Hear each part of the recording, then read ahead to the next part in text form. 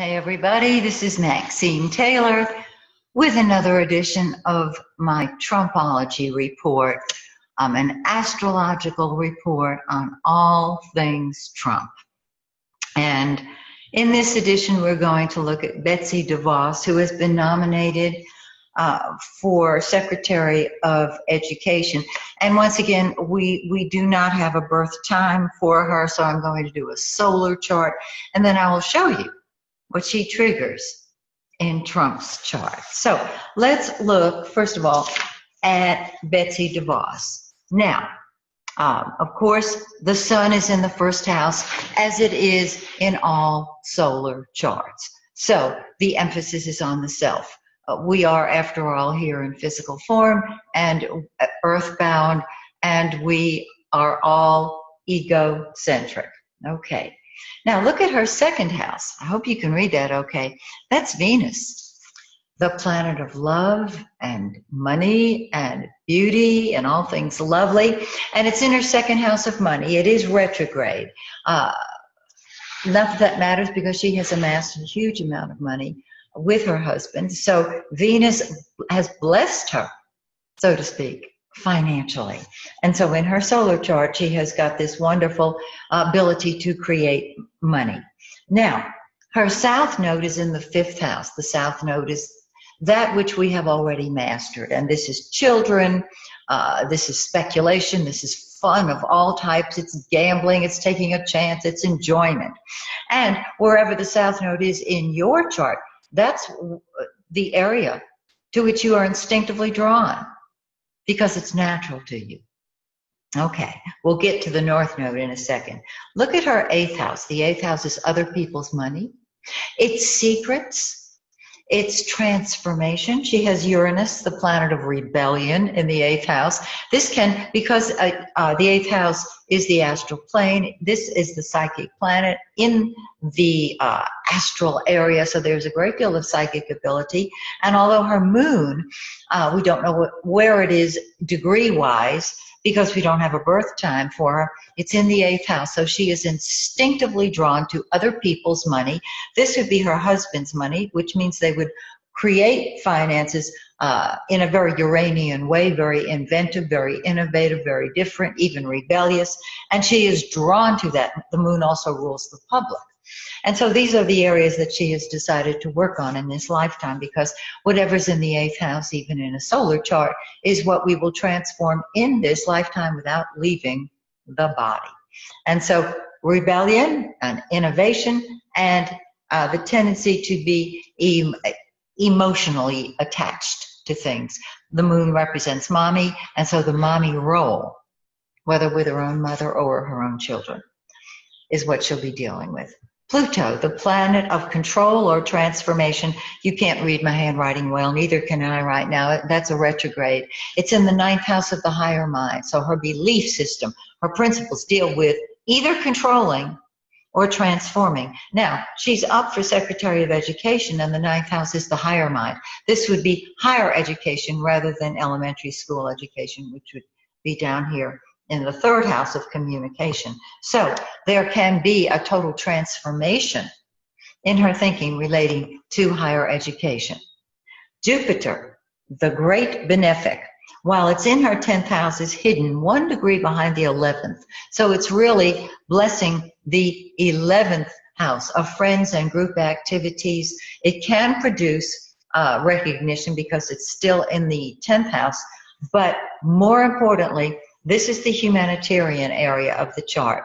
And with Jupiter backed up behind that 11th house, there is a desire to be a friend, to bring truth to all groups. Neptune, nebulous, nefarious Neptune, is in her 11th house. And so her friends are her escape, her ideal, her dream. And with the North Node also in the 11th house, this is her area of greatest fulfillment and success. So being a humanitarian, being a friend, fulfilling her dreams in those humanitarian areas, wonderful. Now look at the 12th house, behind the scenes activities, the spirit plane, And in a solar chart, we'll keep it more mundane. It's simply behind the scenes activities. Mars, the planet of passion, what we throw ourselves into, what we put first, is in the 12th house. And so there's a hidden anger, hidden arguing behind the scenes, and a great deal of behind the scenes work.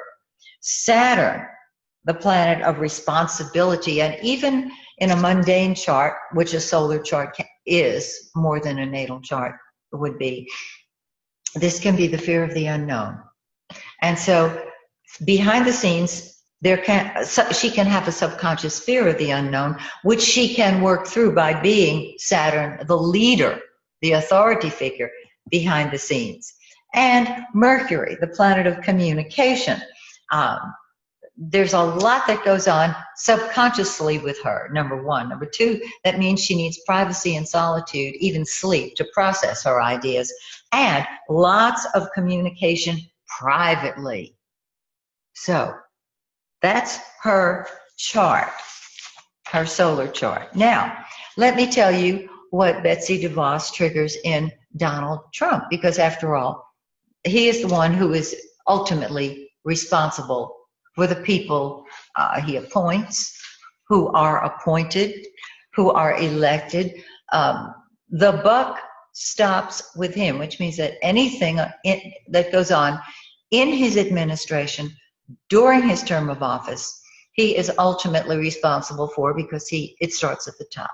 So this is why I'm going through the solar charts, the planets, of all of his appointees and all the people he deals with, to show you how it will affect him. So let's start here with the 12th house. We know that Trump has Pluto, the planet of control, in the 12th house of behind the scenes activities, and so he has to have control. And this is also hidden transformation, behind the scenes transformation. But he has Mars right behind the ascendant in the 12th house.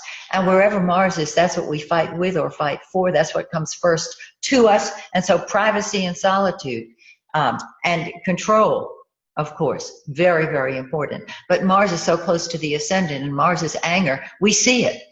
He expresses it because it's close to the ascendant. Okay.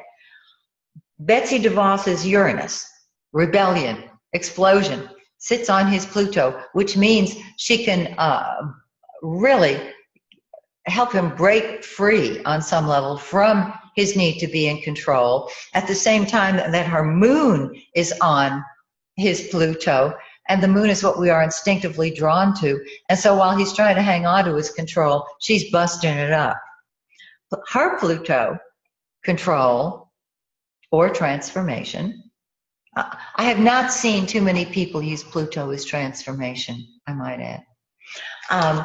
Her Pluto sits on his Mars, and so she's controlling his temper, controlling his anger. And it sits on his ascendant, so she is controlling him. Have you noticed in so many of my Trumpology reports where I compare people's charts with him, Pluto is involved very, very strongly. Okay. Her Jupiter, Neptune, and North Node are in his third house. And I'm going to add something here that I have to add that I didn't put. Give me a second here. Okay. There we go. I needed to put her South Node. Okay. Her Jupiter expands his thinking and talking. It's in his third house of communication. Her Neptune sits in his third house, giving him ideas, the visions of sugar plum fairies, sugar plums. And she can inspire him, and there can be idealism in his thinking, wishful thinking, and confusion. But her North Node is there, and so she can help him express himself, which is really helpful to a president.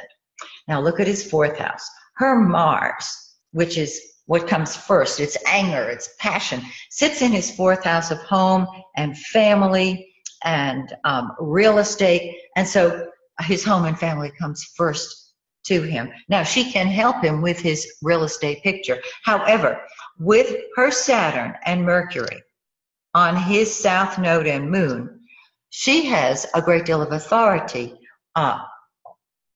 if she's involved with his family. That's number one. Number two, with any of his real estate dealings. And I don't understand how that would manifest. I'm just laying out the planets as they show up.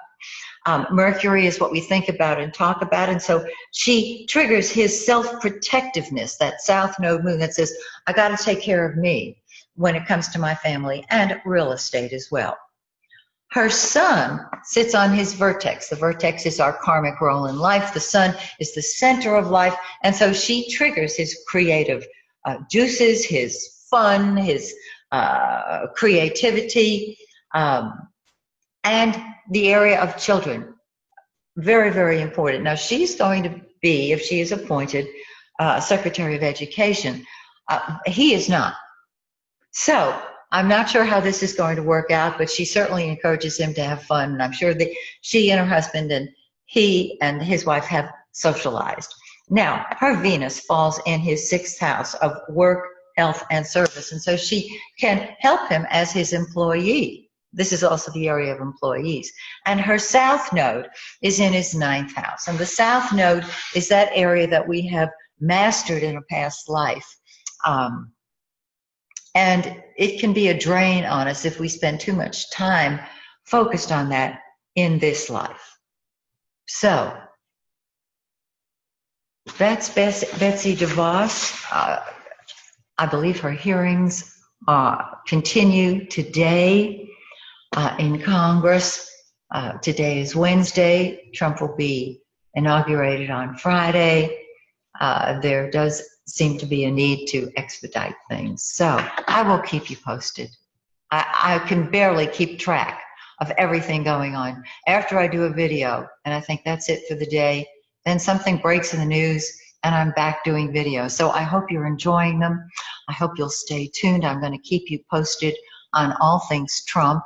And so till we meet again, may the stars shine brightly on you and yours and the country in which you happen to live, and may the stars shine very brightly on the United States of America.